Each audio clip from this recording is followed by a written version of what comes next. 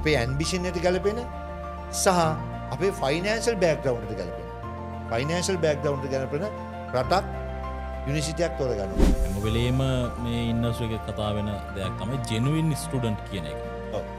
තමන් ජෙනුයින් කියලා යුනිවර්සිටි එකට හෝ අදාළ වීසා ඔෆිසට දැන් ගොඩක් වෙලාවට දැන් ඒජන්ට්ස්ලා ඉන්නවා ලංකාවේ. ඒගොල්ලෝ ගොඩක් වෙලාවට බෝඩ් ලෑලි ගහන් ඉන්නවා අවුරුදු 20යි 30යි කියලා දාන් ඉන්නවා. හැබැයි ඒගොල්ලෝ ගොඩක් වෙලාවට ඉන්ටර්නැෂනල් ප්‍රොඩක්ට් එකක් වෙන්න. වීසා එකට රිජෙක්ට් වෙන ප්‍රධානම සාධකයක් තමයි ෆයිනෑන්ස් කියන එක. ඒකට අනිත් කාරණාව තමයි ඇකඩමික් කියන එක. කොහොමද ළමයි ඇකඩමිකලි ෆයිනෑන්ෂියලි රෙඩි වෙන්නේ මේ වීසා ප්‍රොසෙස් එකට යන්න? අපි කියන්නේ all level fail all level කරලා ඒ ලෙවල් කරපු නැත් ළමයි. අපි හිතමු දැන් ඒ ලෙවල් කරලා ෆේල් වෙනවා. ඒ ලෙවල් කරලා ෆේල්. ඒ ළමයට පුළුවන්කම තියෙනවා එයාටත් ඔපචුනිටි එකක් තියෙනවා එක්ක ෆවුන්ඩේෂන් ප්ලස් ඩිග්‍රී යන්න. අදන් නැතිනේ ආ ඩිග්‍රී එක සමහර වෙලාවට බේසික් ඩිග්‍රී එක තියෙනවා. ඒක මේ ජොබ් මාකට් එකට ගැලපෙන්නේ නැහැ.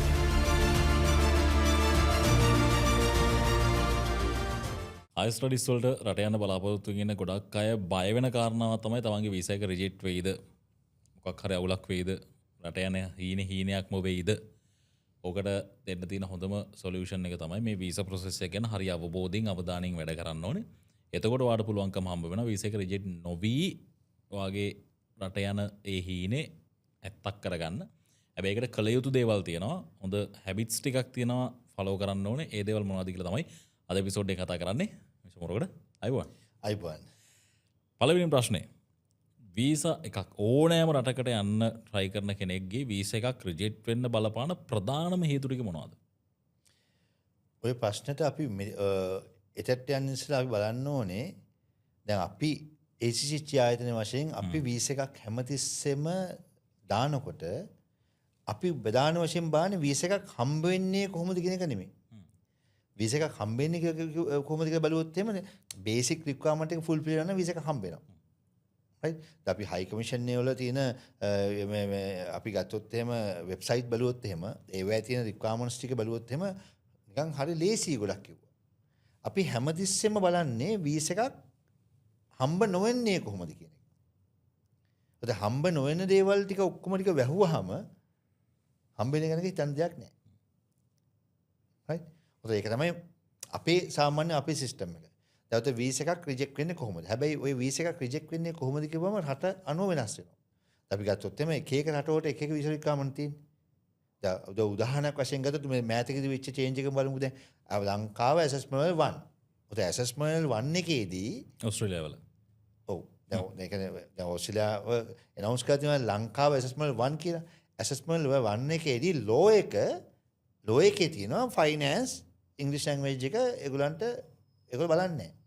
ඔතකොට දැන් වීසා එකක් රිජෙක්ට් කරනකොට ෆයිනෑන්ස් මත අපි වීසා රිප්‍රොපෝසල් ලෙටර් එකේ අපිට ඒගොල්ලෝ දාලා ඉවන්නේ ෆයිනෑන්ස් කියලා. නැත්නම් ඉංග්‍රීසි ලැන්ග්වේජ් එකේ දාලා. ටෝටල් ඔක්කොම ටික ඇසස් කරලා තමයි කියන්නේ. සමහරවිට අරක තමයි මේන් හේතුව ඒක දකින්න. හැබැයි වීසා එක රිජෙක්ෂන් එක වෙන විදියකට.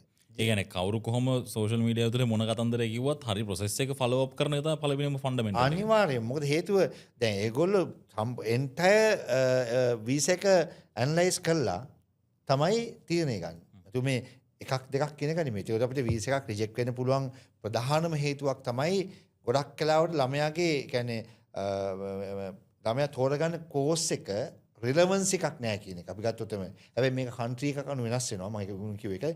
රිලවන්ස් ඔෆ් ස්ටඩි. අපි ගත්තොත් දැන් මේ පින්ලන්ඩ් වගේ රටක් දැම්මොත් මේ එහෙම එකක් නැහැ. ඒගොල්ලෝ එහෙම බලන්නේ නැහැ. හැබැයි ඕස්ට්‍රේලියා, නිව්සීලන්ත, කැනඩා වගේ රටවල් දැම්මොත් එහෙම even දැන් UK ගත්තත් UK එච්චරම බලන්නේ නැහැ. නමුත් යම් මට්ටමකට බලනවා. රිලවන්ස් ඔෆ් ස්ටඩි. මොකද එයා දැන් මේ එයා කෝස් එක කරන්න තමන්න තියෙන ඒ බෑග්ග්‍රවුන්ඩ් එක. එහෙම නැත්නම් ආපහු තව එකක් බලනකොට රිටර්න් ඔන් ඉන්වෙස්ට්මන්ට් එක. මේක කරලා ළමයාට මොනවද ලැබෙන්නේ? ඒක හරියට හයි කමිෂන කියන්න ඕන. ඊළඟට අනිත් පැත්තෙන් ගන්න පුළුවන් ඉංග්‍රීසි ලැන්ග්වේජ් එක. ඉංග්‍රීසි ලැන්ග්වේජ් එක මත. අපි කියනවා ඉංග්‍රීසි ලැන්ග්වේජ් එකක් මත වීසා එක රිජෙක්ට් වෙන්නේ නැහැ කියලා. නමුත් වීසා ඔෆිසරට පුළුවන් වෙන්න ඕනේ මේ ළමයාට මේක කරන් යන්න අවශ්‍ය කරන ලැන්ග්වේජ් ස්කිල් එක තියෙනවා කියන එක දැනෙන්න ඕනේ. අනිත් පැත්තෙන් බලපුවම ෆයිනෑන්ස්. දැන් මොනවා කරන්න ෆයිනෑන්ස් කියන එක තියෙන්න බෑ. හරි. අපි දැන් ෆයිනෑන්ස් එක ගත්තත් ඒක වෙනස්. දැන් UK වල ෆයිනෑන්ස් එක බලන සිස්ටම් එකයි OC වල ෆයිනෑන්ස් එක බලන සිස්ටම් එකයි යුරෝප් වල ෆයිනෑන්ස් රික්වයර්මන්ට් බලන එකයි වෙනස්. අපි කවුරු හරි කෙනෙක් UK වල ෆයිනෑන්ස් සිස්ටම් එක බලලා ඔසියෝ දැම්මොත් ලෙඩක්. ඔසියෝ වල UK වල බලලා යුරෝප් වල දැම්මොත් ලෙඩක්. ඒතර මේ හැබැයි ඒකත් එක රික්වයර්මන්ට් එකක්. ඒක තමයි මම ඕගන්ට මම කිව්වේ මේ පුලස්ටි දැන් ගොඩක් කලාවට දැන් ඒජන්ට්ස්ලා ඉන්නවා ලංකාවේ. ඒගොල්ලෝ පළක් කලාවට බෝඩ් ලෑලි ගහන් ඉන්නවා අවුරුදු 20යි 30යි කියලා දාන් ඉන්නවා. හැබැයි ඒගොල්ලෝ ගොඩක් කලාවට ඉන්ටර්නැෂනල් ප්‍රොඩක්ට් එකක් වෙන්න පුළුවන්. ඒ ඉන්ටර්නැෂනල් ඔෆිස් එක පටන් ගන්න තියෙන අවුරුදු 30ක ඉස්සලා 20ක ඉස්සලා වෙන්න පුළුවන්. නමුත් ලංකාවේ බිස්නස් එක පටන් ගන්නලා සමහරට අවුරුදු 1කමාරයි 2යි. මේක ඒ ආයතනයේ බෝඩ් ලෑල්ල නෙමෙයි සීමා වෙන්නේ. ආයතනයේ ඇතුලේ ඒ වෙනකොට වැඩ කරන මිනිස්සයාගේ එක්ස්පීරියන්ස් එක මත. හරි. කම්පැනි අවුරුදු 20යි වැඩ කරන මිනිස්සුන්ට මාස 6යි. මොකද මාස 6 නොලෙජ් එක තමයි තියෙන්නේ. උතර ගොඩක් කලාවට දැන් අපේ කවුන්සලර්ස්ලා කරන වැඩක් අපි දකිනවා දැන් ඔය ගොඩක් තැන්වල ළමයි තියෙන ලොකුම චැලෙන්ජ් එකක් තියෙන දැන් හරි ආයතනයක් තෝරගන්න එක. මොකද දැන් මම දන්න විදිහට ලංකාව තුළ ඉන්නවා දැන් 800කට වැඩි ප්‍රමාණයක් ඉන්නවා ෆොරින් හයර් එඩියුකේෂන් ඒජන්ට්ස්ලා. තම රෙජිස්ටර්ඩ් කට්ටිය මම දන්නවා 880ක්ද කොහෙද ඉන්නවා. ඒ රෙජිස්ටර්ඩ් වලට අපි රෙජිස්ටර් කරගන්න තව ගොඩක් ඉන්නවා. ඔතකොට දැන් මේ ආයතන වල වැඩ කරන දැන් අපි ගියාම ළමයෙක් ඉස්ලාම ගියාම කතා කරන කවුන්සලර්ත් එක්කනේ. ඒ කවුන්සලර් දෙන ගයිඩ්ලයින් එකත් එක තමයි ළමයා සම්පූර්ණ එන්ටයර් හයර් ස්ටඩීස් ටික ගැට ගැහෙන්නේ. එයා දෙන ගයිඩ්ලයින් එක. එතකොට එයා හරි ගයිඩ්ලයින් එක දුන්නේ නැත්නම් ළමයා ගොඩක් අයට අමාරු වෙනවා. ළමයාත් දන්නේ නැහැ පළක් අයට ඒකට ප්‍රශ්න කරන්න. දැන් ගොඩක් කාලවට මම දකින්නවා දැන් ගොඩක් ආයතන ඒගොල්ලන්ට තියෙන ඒගොල්ලෝ කරන ඒගොල්ලන්ට ඒගොල්ලොන් කරන්න පුළුවන් යුනිවර්සිටි 4යි 5යි නම් ඒගොල්ලෝ කරන්නේ එක රටක් නම් ඒගොල්ලෝ පුළුවන් තරම් බලනවා ඒ ළමයාව ඒ යුනිවර්සිටි 3-4කට ඒ රටට කොටු කරන්න. එතකොට ළමයාට ඕන එක නෙමෙයි ඒගොල්ලෝ බලනවා ඒගොල්ලෝ කරන යුනිවර්සිටි එකේ ඒගොල්ලන්ට යවන්න පුළුවන් ප්‍රෝග්‍රෑම් එකක් ඒගොල්ලෝ සෙලෙක්ට් කරලා ළමයාගේ ප්‍රොෆයිල් එක මැච් කරන්න try කරනවා රින්ගන්න හදනවා අර ගැතුලට. එතකොට වෙන ට්‍රබල්ස් ගොඩක් වැඩි. හරි. ඊට පස්සේ කරන්නේ ඕකට ගැලපෙන්න කොහොම හරි ඩොකියුමන්ට්ස් ටිකකුත් හදනවා. කොහොම හරි. මොකක් හරි කරලා කාවරි අල්ලගෙන ඔය ඩොකියුමන්ට්ස් ටිකකුත් හදනවා. සමහරවිට ඔහොම දාලා වීසා එකක් හම්බෙන වෙලාවල් තියෙනවා. හැබැයි ඊට පස්සේ ළමයා එහෙට ගියාට පස්සේ ඊට වෙයි ට්‍රබල් එකක්. මොකද ළමයිගේ ඊළඟ නෙක්ස්ට් ස්ටෙප් එකට යන්නේ. ප්‍රශ්නයක්. ඒ ඔන්න ඔය වගේ හේතු හින්දා තමයි පළක්කාට ළමයි ගිය හැටියේ ගිහිල්ලා ඒ රටවලට ගිහිල්ලා යුනිවර්සිටි එකට ගිහිල්ලා කෝස් එක මාරු කරන්න බලනවා. ඒ කෝස් එක තමන්ට ගැලපෙන්නේ නැහැ. ඒ කෝස් එක කරාට පස්සේ තමන්ගේ ෆියුචර් එකට ඉස්සරහට යන්න බෑ. ඒ වගේ ප්‍රශ්න අපි මේක නොදකින පැති ගොඩක් තියෙනවා. හරි. මොකද මෙතන ඇත්තටම දැන් අපි ගාවට එනවා කොටස් කීපයක්. කියන්නේ එකක් කට්ටිය එනවා හොඳ රිසර්ච් කරලා හොඳ නොලෙජ් එකක් එක්ක මට මෙන්න මේ ප්‍රෝග්‍රෑම් එකට යන්න ඕනි කියන කට්ටියක් එනවා. හරි. සමාජයට පිටරට ඉන්න කට්ටියන් අහලා ඒක ටිකක් knowledgeable. තව කට්ටියක් ඉන්නවා රට යන්න ඕනේ. academic qualification එකක් තියෙනවා. එහෙම ලොකු දැනීමක් නැහැ. රිසර්ච් කරලා නැහැ. ඒගොල්ලෝ completely dependent නේ ඒ ඒජන්ට් මත. ඒජන්ට් ගේ ඉන්න කවුන්සලර් මත. කවුන්සලර් කියන එක මත. උදේ කවුන්සලර් ගේ knowledge එක අනුව තමයි අර දරුවාගේ ජීවිතය තීරණය වෙන්නේ. ඉතින් මම හැමතිස්සෙම කියන එකක් තමයි කවුන්සලර් දෙන්න එපා තමන්ගේ ප්‍රෝග්‍රෑම් එක තෝරලා දෙන්න. කවුන්සලර් දෙන්න එපා තමන්ගේ යුනිවර්සිටි තෝරලා දෙන්න. right? කවුන්සලින් ඇඩ්වයිස් එකක් ගන්න. හැබැයි ප්‍රෝග්‍රෑම් එක තෝරගන්න ඕනේ අපි. මොකද්ද අපි කරන්න ඕනේ? අපි ඉස්ලාම අපි ප්‍රෝග්‍රෑම් එක තෝරගන්න ඉස්සලා අපි හිතන්නේ මොකද්ද අපි ඇම්බිෂන් එක. අපි මේක කරලා මොකද්ද කරන්න ඕනේ? හරිද? මට ඕනේ IT ඉන්ඩස්ට්‍රි එකේ ඉස්සරහට යන්න. right? ඔතකොට IT ඉන්ඩස්ට්‍රි එක නම් මගේ ටාගට් එක. ඔතකොට අපේ තියෙන ඇකඩමික් බෑග්ග්‍රවුන්ඩ් එක තියෙන IT පැත්ත නම් ඔතකොට අපි IT එකට ගැලපෙන ප්‍රෝග්‍රෑම් එකක් අපි තෝරගන්න ඕනේ. ඔතන එහෙම නැතුව දැන් උදාහරණයක් වශයෙන් මම සරලම උදාහරණයක් කියන්නම්කෝ. දැන් හොස්පිටැලිටි ඉන්ඩස්ට්‍රියට යන ළමෙක් කෙනෙක්. ඔතන හොස්පිටැලිටි එයා ළමයා කරලා තියෙන හොටල් මැනේජ්මන්ට් ඩිප්ලෝමාස් ටික. කරලා පස්සේ දැන් ආවට පස්සේ දැන් අපි කරන ඒගොල්ලෝ කරන යුනිවර්සිටිස් වල දැන් හොටල් මැනේජ්මන්ට් ඩිග්‍රිය නැහැ. දැන් මොකද කරන්නේ කවුන්සලර්? රයිට්. ඔයා යන්න බිස්නස් මැනේජ්මන්ට් කෝස් එකට. ඔයා කියන්න මට හොස්පිටල් ඉන්ඩස්ට්‍රියේ මං කළාට මට ඕනේ මේක කළා හොටල් ඉන්ඩස්ට්‍රි මැනේජර් ස්කිල් එකට යන්න. කියලා වෙන කතාවකුත් හදනවා. හරි. ඔතන ළමයාගේ ස්කිල් එක එහෙම කප්පාදු වෙනව නේද? ඒකින්ද හැමතිස්සෙම අපි ප්‍රෝග්‍රෑම් එකක් තෝරගන්නකොට මම මේ ගිය කතාව වෙන පැත්තට ගත්තා. නමුත් මේක කිය යුතු දෙයක් තියෙනවා. ප්‍රෝග්‍රෑම් එකක් තෝරගන්නකොට යුනිවර්සිටි එකක් තෝරගන්නකොට පැහැදිලිවම අපි තමයි ඒක සිලෙක්ට් කරගන්න ඕනේ. කවුන්සලර්ගේ ඇඩ්වයිස් එක අරගෙන අපි තමයි සිලෙක්ට් කරගන්නේ. අපේ ඇකඩමික් බෑග්ග්‍රවුන්ඩ් එකට ගැලපෙන, අපේ ඇම්බිෂන් එකට ගැලපෙන සහ අපේ ෆයිනෑන්ෂල් බෑග්ග්‍රවුන්ඩ් එකට ගැලපෙන. ෆයිනෑන්ෂල් බෑග්ග්‍රවුන්ඩ් එකට ගැලපෙන රටක් යුනිවර්සිටියක් තෝරගන්න ඕනේ. ඒක කරන්න පුළුවන් වෙන්න නම් අර ඒ ආයතනය රටවල් කිහිපයක් කරන රටක් ආයතනයක් වෙන්න ඕනේ. යුනිවර්සිටිස් කිහිපයක් ඇග්‍රීමන්ට්ස් තියෙන්න ඕනේ.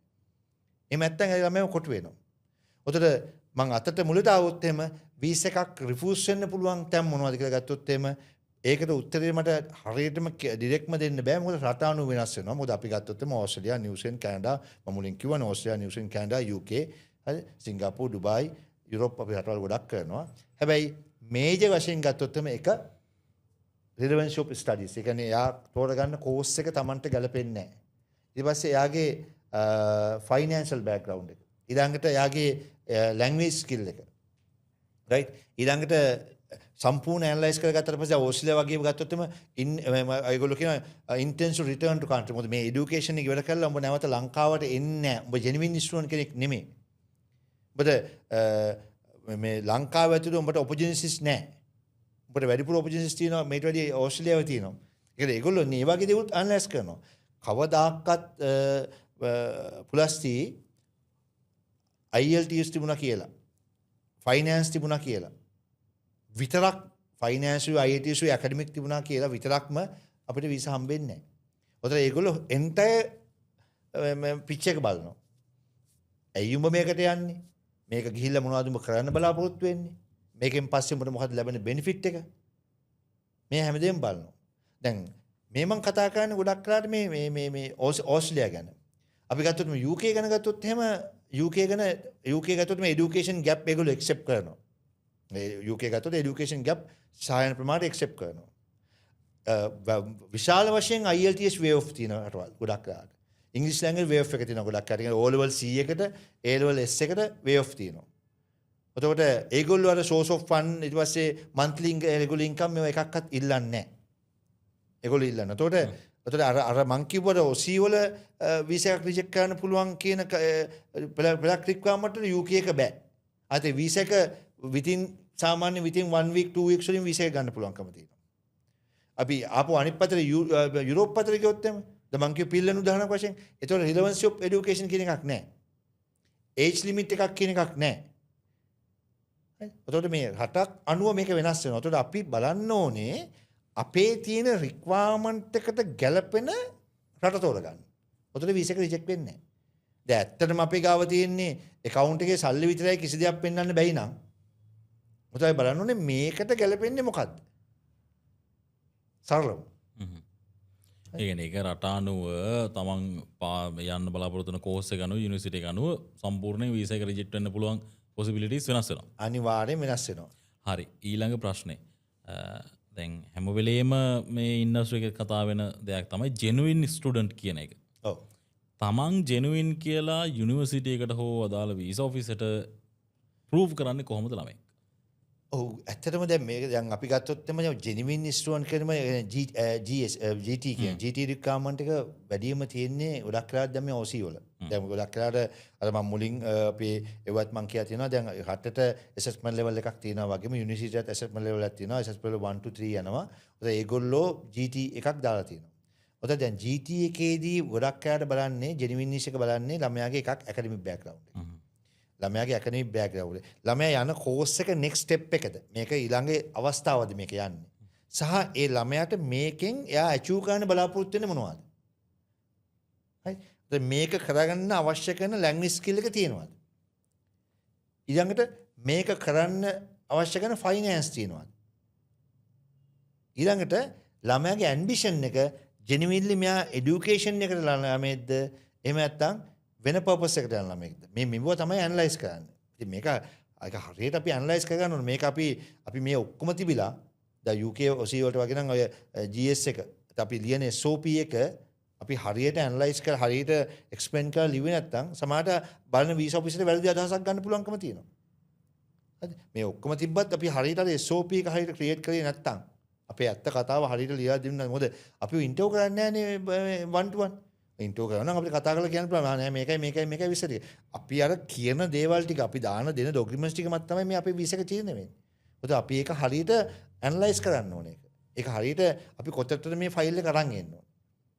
හරිද? අපි ඉස්සෙල්ලාම බලන්න ඕනේ මොකද්ද ළමයාගේ ඇම්බිෂන් එක, මෙයා මේකෙන් පස්සේ මොකද්ද කරන්න හදන්නේ, ලංකාවට ආවට පස්සේ මොනවද යාට තියෙන ඔපචුනිටිස්, right? ඒකේ මොනවද යාට ලැබෙන්නේ, මේ හැම එකම බලනවා. හැබැයි මේ මම ඒකයි කියන්නේ. හැබැයි මේවා රට අනුව අපි ගත්තොත් එimhe දැන් ඕස්ට්‍රේලියාව ගත්තොත් එහෙම ඕස්ට්‍රේලියා යුනිවර්සිටිස් අවුරුදු 32කට වැඩි නම් මාස්ටර්ස් එකක් දෙන්නේ නැහැ.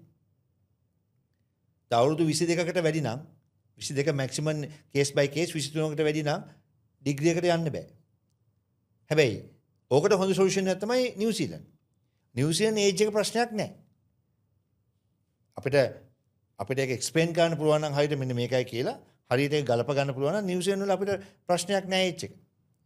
ඒ වගේ අර එක එක රටවල මේ රටෙන් රිජෙක්ට් කරන එක මේ රටෙන් අපිට ඇප්ලයි කරන්න බැරි එක ඊළඟ රටට අපි try කරන්න පුළුවන්.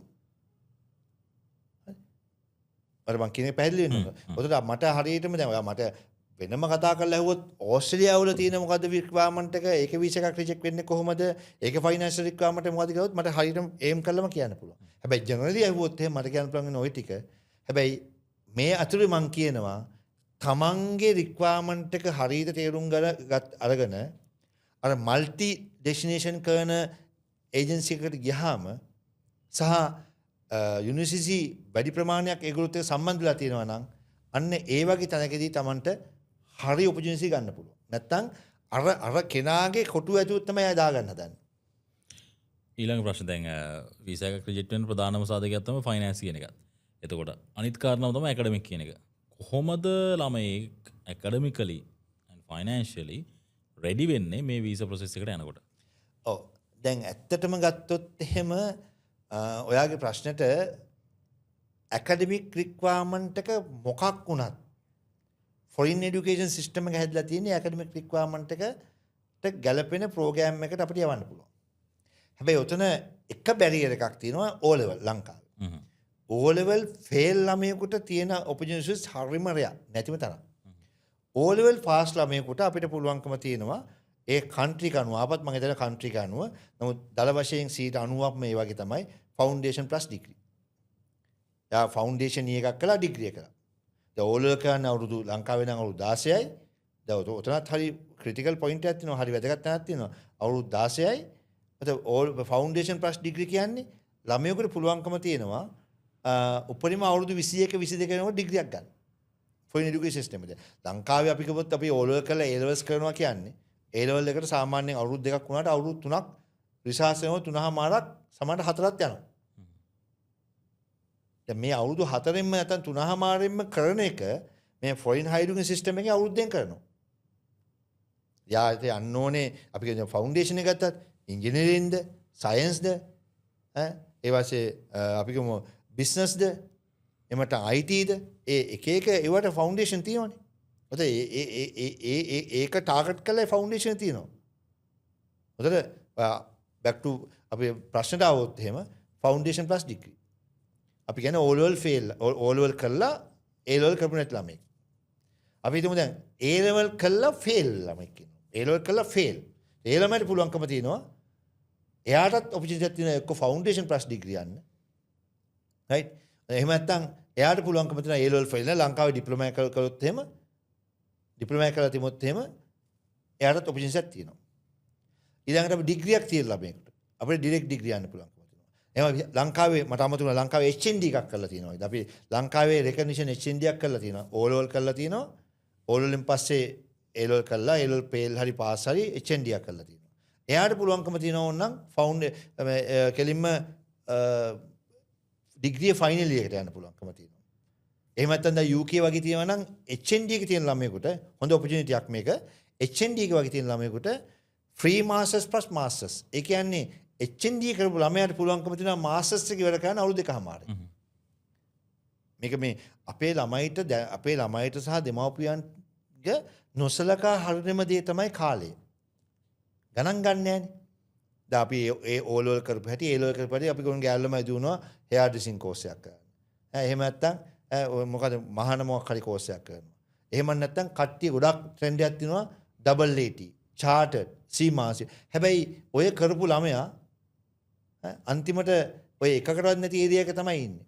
දැන් ඒ ඕන්නේ ලංකාවේ දැන් A level pass වෙලා අපේ A level pass වෙලා යනවනේ ඩිග්‍රී කරන්න. දැන් කැලණි කැම්පස් එකේ වගේම ගොඩක් කැම්පස් වල තියෙනවා මේ ආර්ට් ඩිග්‍රිය. උගන්වන සබ්ජෙක්ට් ටික මොකද්ද? ඒ සබ්ජෙක්ට් ටිකෙන් ඊළඟ ස්ටෙප් එකට යන්න පුළුවන්ද? අවුරුදු 4ක්. වදන් නැතිනේ ආර්ට් ඩිග්‍රී එක සමහර වෙලාවට බේසික් ඩිග්‍රී එක තියෙනවා. ඒක මේ ජොබ් මාකට් එකට ගැලපෙන්නේ නැහැ. ඉතින් අපේ කට්ටිය කාලේ වේස්ට් කරනවා. ටාකට් එකක් නැහැ. අද ෆොරින් এডুকেෂන් එක එහෙම නෙමෙයි. කෙලින්ම ටාකට් බේස් එකක් තියෙන්නේ. මේ ඒ ළමයා කොතනටද යන්නේ? ඒ ළමයා এডুকেෂන් ඉවර කරලා පස්සේ ඩිග්‍රී එක පස්සේ ඒ ළමයා ජොබ් රෙඩි පුද්ගලයෙක් වෙන්නේ එතකොට. ඒකින්ද දැන් ඔය අහපු ප්‍රශ්නෙට ලංකාවේ O level pass ළමයෙකුට එයාට රට යන්න පුළුවන් නම් එයාගේ බෑග්ග්‍රවුන්ඩ් එක ගැලපෙන කෝසස් තියෙනවා. ඒක ෆවුන්ඩේෂන් ප්ලස් ඩිග්‍රී වෙන්න පුළුවන්. එහෙම නැත්නම් ඩිප්ලෝමා ප්ලස් ඩිග්‍රී වෙන්න පුළුවන්. එහෙම නැත්නම් ඩිරෙක්ට් ඩිග්‍රී වෙන්න පුළුවන්.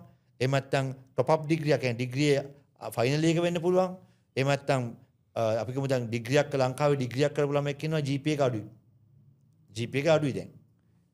මොකද GPA එක අඩු නම් ලංකාවේ මාස්ටර්ස් එකට ඇප්ලයි කරන්න පුළුවන්. අපිට පුළුවන් මේ පිටරට ෆ්‍රී මාස්ටර්ස් ප්ලස් මාස්ටර්ස්. ඒකට යන්න පුළුවන්කම තියෙනවා. හරිද? ඒ වගේ මේ ඒ ළමයාගේ ඇකඩමික් ක්වොලිෆිකේෂන් බලපෑන ප්‍රෝග්‍රෑම්ස් අපිට තියෙනවා. ඒක න කිසි ප්‍රශ්නයක් එන්නේ නැහැ. එකම දේ තියෙන්නේ Tamanට අරමුණක් තියෙන්න ඕනේ. Taman කොතනද යන්නේ කියලා.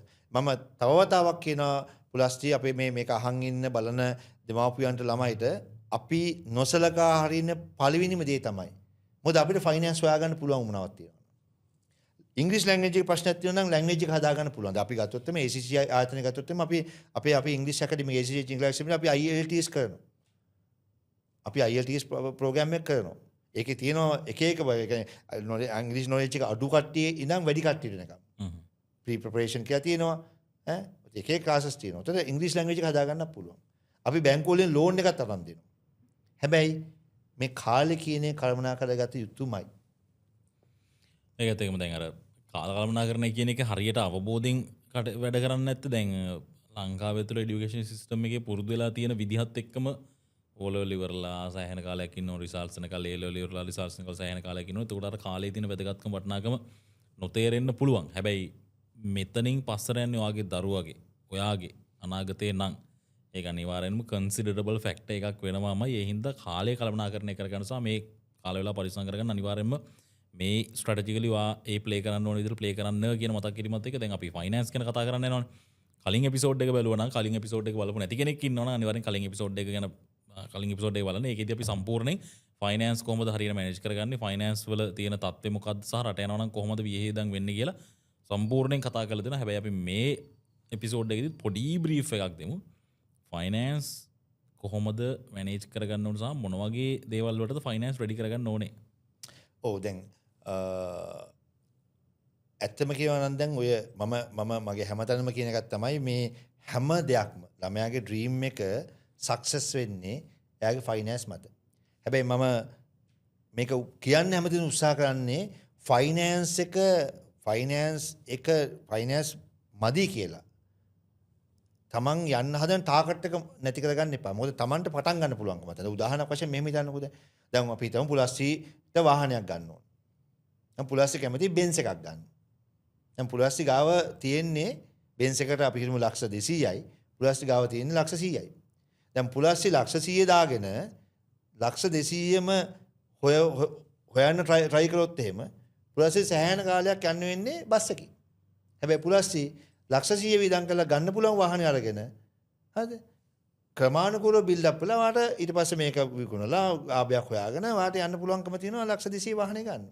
ඒ වගේ අපේ ෆයිනෑන්ස් මට්ටම මත ගැලපෙන රට තෝරගන්න. ඒකට ගැලපෙන රට. දැන් අර වීසා රිජෙක්ෂන් ගැන කතා කරනකොට මේක කොහොමද බලපාන්නේ? ඒ කියන්නේ ෆයිනෑන්ස් ගැන හිතලා වැඩ කටයුතු කරන්න ගිහිල්ලා වෙන බලපෑමකින් වීසා රිජෙක්ට් වෙන්නේ කොහොමද?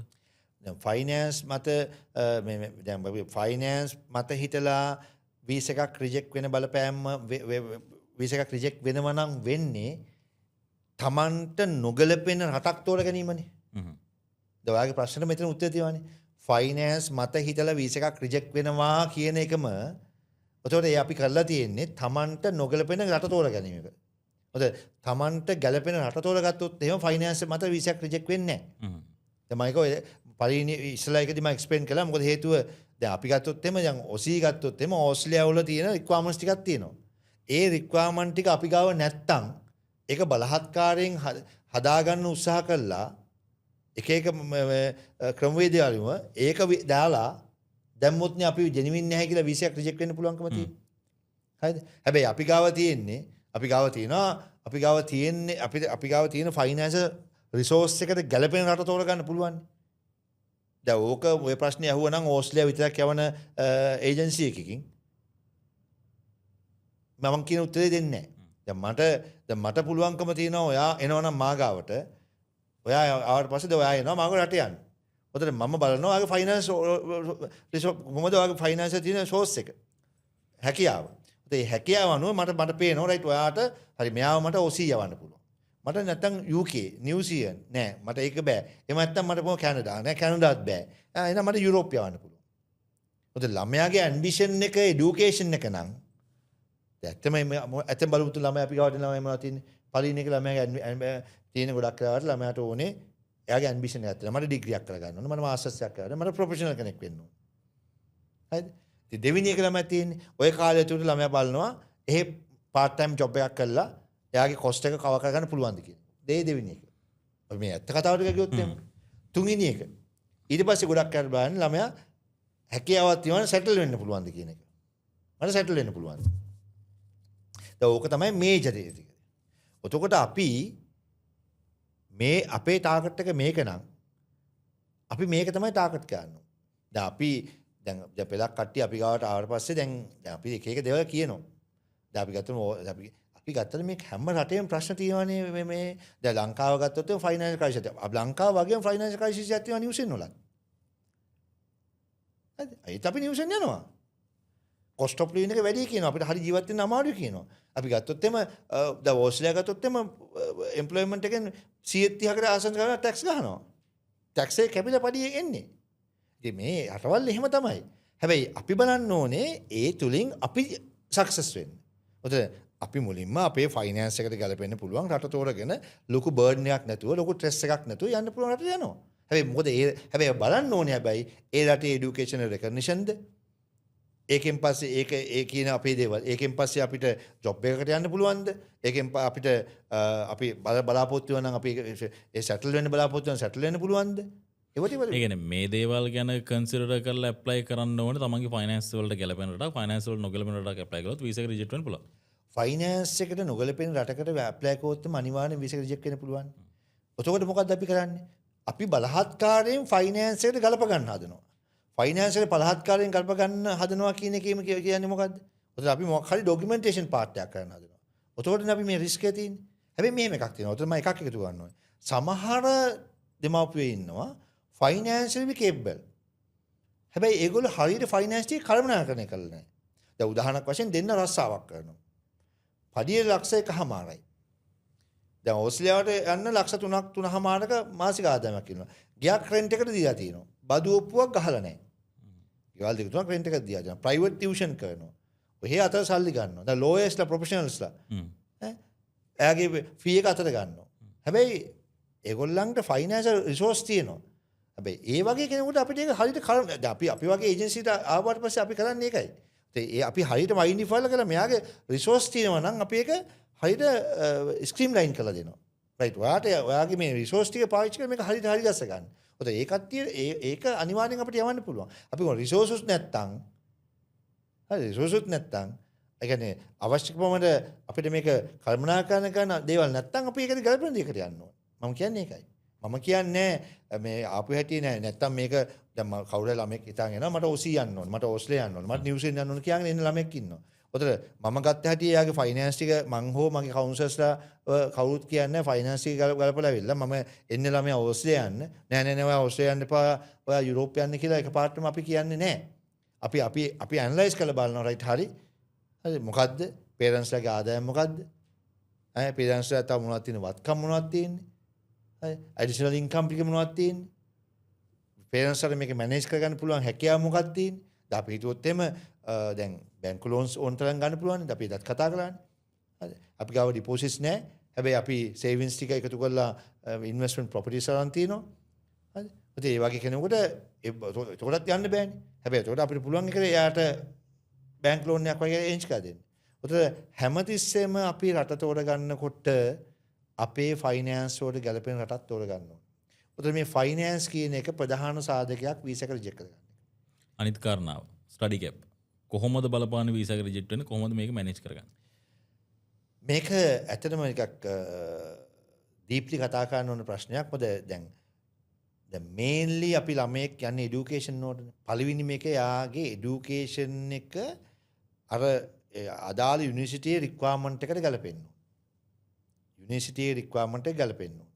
ඔතන දැන් සමහර විශේෂයෙන් ඔය ස්ටඩි ගැප් කියන එක උපරිම මැක්සිමම් තලයේ තියෙන්නේ ඕස්ට්‍රේලියා ගැන කතා කරපුවම. දැන් ඕස්ට්‍රේලියා තමයි ඒගොල්ලෝ ඒජ් එක හරියටම ස්පෙસિෆයි කරනවා. දැන් ඔසි වල මම ඉස්සරත් කියවනේ ඔසි වල අවුරුදු 23ට වැඩි කෙනෙක්, ඇත්තට 22 3ට වැඩි කෙනෙක්ව ඩිග්‍රී එකක් දාන්න බෑ.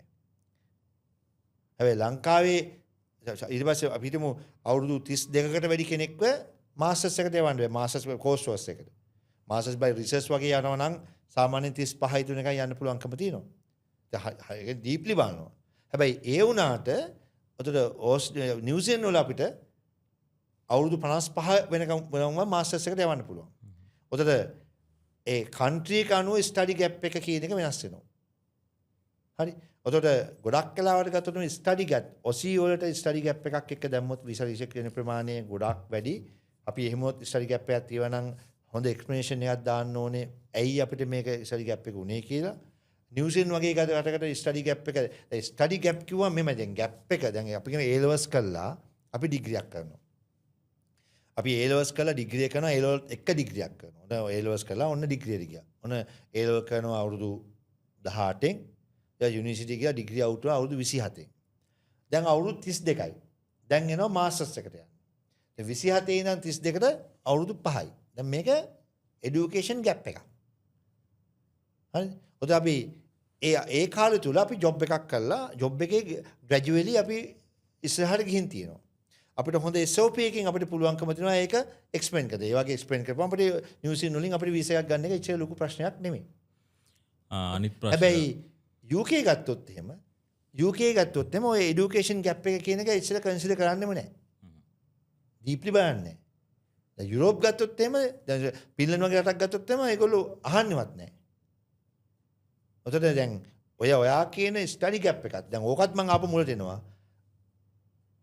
ළමයෙක් අපි ආපුවාම ළමයාගේ ප්‍රොෆයිල් එක ඇනලයිස් කළා. ඒ ප්‍රොෆයිල් එකේ අනුව තමයි අපි කියන්නේ ඔයාට පුතේ මේ තියෙන බෑග්ග්‍රවුන්ඩ් එකත් එක්ක මේකට ගියොත් මේ රටට ගියොත් වීසා රිජෙක්ට් වෙනවා. ඔයාට මේ රටවල වලට යන්න ඔපචුනිටිස් තියෙනවා. මේ රටවල එකකින් එකක් තෝරගන්න. එමය අපි කියන්නේ. දැන් අනිත් කාරණාව තමයි ගොඩක් අය ට්‍රයි කරලා සමහර තැන් වරද්දගෙන වීසා රිජෙක්ට් වෙච්ච කට්ටිය ඉන්නවනේ බහුතරයක්. ඒ වීසා රිජෙක්ට් වෙච්ච කෙනෙක්ට ආපහු ඇප්ලයි කරන්න පුළුවන්ද රටවල් වලට? පුළුවන්. වීසා එකක් රිජෙක්ට් වුණොත් එහෙම ෆෝර්ජ් ඩොකියුමන්ට් කියලා. ෆෝර්ජ් ඩොකියුමන්ට්ස් කියලා ගාපු වීසා එක රිජෙක්ට් වුණොත් එහෙම එයාට ඒ ඔපචුනිටි එක නැහැ. එහෙම නැතුව එයාගේ ෆයිනෑන්ස් මත හරි වේවා එහෙම නැත්නම් අපි කියමු අර ජෙනුවින් එක මත හරි වේවා හරි ඒ වගේ දෙයක් මත වීසා එකක් රිජෙක්ට් වුණොත් එහෙම අපිට වීසා ඇප්ලයි කරන්න පුළුවන්කම තියෙනවා. දැන් ගොඩක් කලාවට දැන් ඕස්ට්‍රේලියා දාලා වීසා රිජෙක්ට් වෙච්ච ඒවා කැනඩා දාලා වීසා රිජෙක්ට් වෙච්ච ඒවා අපිට නිව්සීලන්ත වගේ රටවලට UK වගේ රටවලට අපිට දාන්න පුළුවන්කම තියෙනවා. හැබැයි අපි ඒක ඩික්ලෙයාර් කරන්න ඕනේ. අපි හරියට හයි කමිෂන් එකට කියන්න ඕනේ මේක වෙලා තියෙනවා කියලා. කළා අපි ඕන තරම් වීසා රිජෙක්ට් වෙච්ච ඒවා අරන් තියෙනවා. පළක්කයාට කියන්නේ වීසා 3 පාර රිජෙක්ට් වෙලා තියෙනවා. වීසා 3 පාර රිජෙක්ට් වෙච්ච ඒවා තියෙනවා. මම හිතන්නේ අපි වීසා රිජෙක්ෂන්ස් කියන ඒවා එක ඉච්චර ලොකු ඉෂුව එකක් නෑ. හැබැයි ඒක ජෙනුවින් රීසන් එකක් නෑ. බැරි වෙලා හරි පෝස්ට් ඩොකියුමන්ට් එකක් මත වීසා එකක් රිජෙක්ට් වුණා කිව්වොත් මේකට අපිට අපි මේ වගේ කේස් බාර ගන්නෙත් නෑ. ඒකට ඔපචුනිටි එකකුත් නෑ.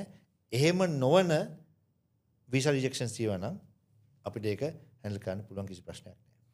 හොඳයි. ඉතින් වීසා රිජෙක්ෂන් එකක් කියන්නේ ඇත්තටම අවුරුදු ගාන තිස්සේ කරපු ප්ලෑන් එකක් අසාර්ථක වීමක් කියලා සාහින්න කඩාගෙන යන්න පුළුවන් කාරණාවක්. හැබැයි හරිය විදිහට මේ ප්‍රොසෙස් එක අරගෙන ගියොත් වීසා රිජෙක්ෂන් එකක් වෙන්නේ නැතුව කොහොමද ඔයාගේ වීසා එක අප්‍රූව් කරගන්න කියන කාරණා සම්බන්ධයෙන් අපි කතා කළා. ඉතින් එහාට ගිහිල්ලා ඔයාගේ වීසා එක රිජෙක්ට් වෙලා තියෙනවා නම් සමයෙන්න ඕනේ. තව පොඩි ප්‍රශ්නයක් තියෙනවා වීසා රිජෙක්ෂන් එකේදී අපිට ආපු ගොඩක් වීසා රිජෙක්ෂන්ස් වෙලා තියෙන්නේ මේ ළමයාගේ බෑග්ග්‍රවුන්ඩ් එකම ඔක්කොම හොඳයි. සමහරට අර ඒ අදාළ ඒජන්සියෙන් කරපු පොඩි වැරදි. මොකද ඒ ළමයා වෙනුවෙන් ලියන SOP එක හරියට ලියලා නැහැ. හරි සමහරලාට මං කිව්ව එකයි. දැන් අර මං කියන්නේ මේ හැම කෙනාටම අර දික් කරන්නේ නැහැ. හොඳට දැනුවත්කම තියෙන හරියට වැඩ කරන ගොඩාක් ඒජන්සිස් තියෙනවා. මොකද ඔක්කොම නැත්නම් ලංකාවේ මෙච්චර ළමයි ප්‍රමාණයක් ගන්න බෑනේ. හැබැයි දැන් මේ ට්‍රෙන්ඩ් එකත් එක්ක ගොඩක් වෙලාවට අර අලුතෙන් වැඩ කරන කවුන්සර්ස්ලා කරන පොඩි සිවිය මිස්ටේක් තියෙනවා. SOP එකේ පොඩි මිස්ටේක් තියෙනවා. සමහර ෆයිනෑන්ස් සමහරට මේ ළමයාගේ තියෙන ෆයිනෑන්ස් එක දාන්නේ නැහැ. තියෙන ෆයිනෑන්ස් එක දාන්නේ නැහැ. සමහරට වෙලාවට කියනවා මේ නෑ ඔය ඇකඩමික් ටික දැම්මම මට ඔය එම්ප්ලොයිමන්ට් එක දාන්න ඕනේ නැහැ. අන්න ඒ වගේ දේවල් මතත් වීසා රිජෙක්ට් වෙලා තියෙනවා. ඉතින් ඒකින්ද මේ වීසා ඔයා කිව්වා හරි වීසා රිජෙක්ට් වුණා කියන්නේ මුළු ඔක්කොම කඩන් වැටලා දැන් ඉවරයි මට යන්න දෙයක් ගන්න බෑ කියන එක නෙමෙයි. ඔපෝජින්සිස් තියෙනවා. හැබැයි සමහර වෙලාවට දැන් OC වීසා එකක් රිජෙක්ට් වුණොත් එහෙම අපිට ඕස්ට්‍රේලියාවම දාන්න බැරි වෙයි.